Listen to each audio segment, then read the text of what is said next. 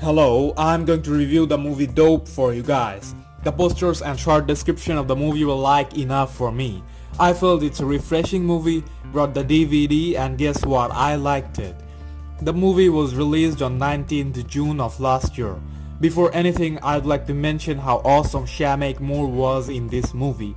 Absolutely a 5-star performance. His lead literally made the movie stand apart. It's the type of story that was highly dependent on the lead actor. Such class, such talent. Halfway into the movie you will feel like pausing and take a moment for appreciating Shameik Moore for playing Malcom so good.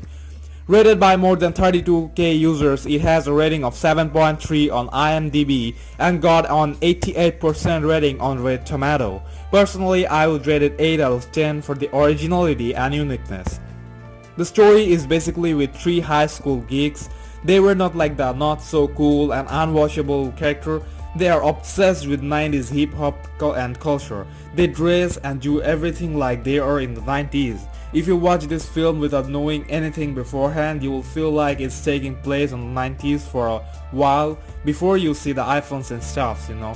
Malcom, the lead, is a pro level geek and still plays Super Nintendo. Well, overall, they got picked on a little by others in high school. They're really the cool type. They have a goddamn Afro-punk band of their own, and they do get some appreciation at one point. Malcom, along with his friend Diggy and Jib, lives in the dark part of Inglewood, which is the home of gangs and drugs and all sorts of stuff. One of the messages the movie tries to give us: it doesn't matter who you are or where you're from, if you try hard enough, you will be the man who gets what he wants. But yes, living in such a wonderful place and getting picked on a regular basis with not much money in hand and getting involved in some drug business can make it just a bit more challenging, you know.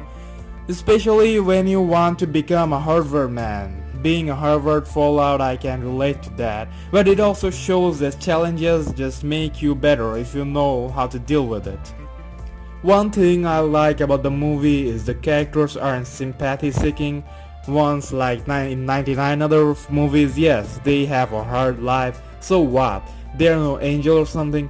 Especially the character Malcom was never like, hey audience, you must like me for all this. He gets into troubles and deals with it, his style.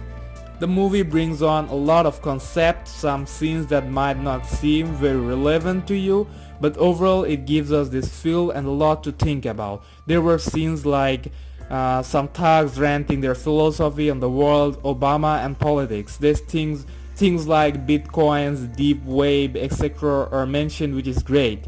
It brings the film this generation type of feel.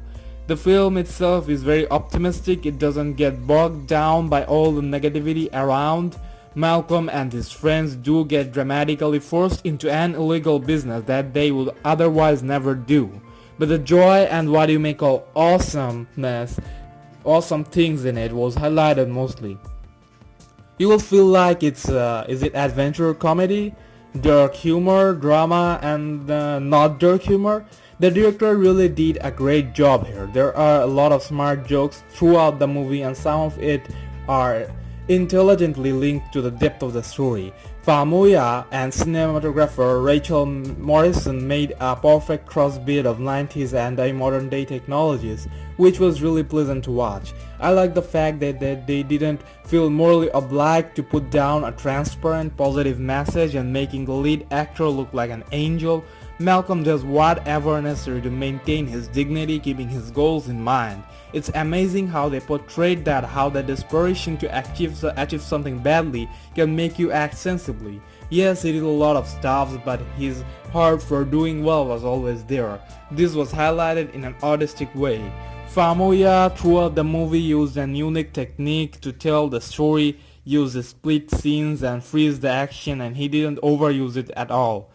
Diggy and Jib had about the right amount of screen time and played the roles decently. And I'm not going to break down what I think the real message of the movie is, because it's the most important part and they don't have any particular message. It depends on how an individual might interpret it.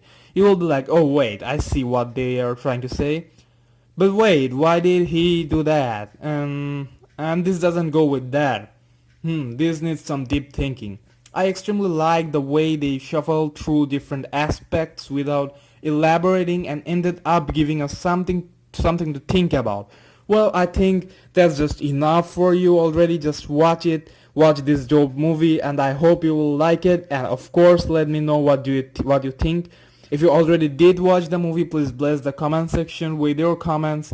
And irrelevant of the fact if you like my videos or not, subscribe to my channel and be in touch.